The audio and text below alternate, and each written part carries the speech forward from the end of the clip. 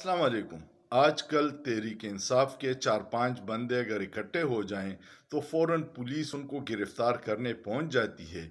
और अजीब बात यह है कि आज इलेक्शन कमीशन के सामने रेड जोन में 100 के करीब लोग पहुंच गए जिनका दावा था कि वो तहरीक इंसाफ के कारकुन हैं और वो इंट्रा पार्टी इलेक्शन के ख़िलाफ़ एहतजाज कर रहे थे। लेकिन एक सहाफ़ी वहाँ रिपोर्टर पहुंच गया, एहसन वाहिद नाम का, और उसने जब पता किया तो लोगों को कुछ पता नहीं था कि हम क्यों एहतजाज कर रहे हैं।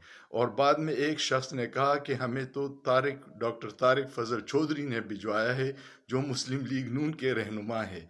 ये बेवकूफ़ ये नहीं समझते कि ये 90 का दिहाई नहीं है, ये सोशल मीडिया का दौर है। रोज़ाना आपके झूठ बेनकाब होते हैं, लेकिन आपको क्या, क्योंकि आप तो शर्म के करीब गुजरे भी नहीं हैं। शर्म उनको आती है जिनकी कोई शर्म व हया से वास्ता पड़ा हो।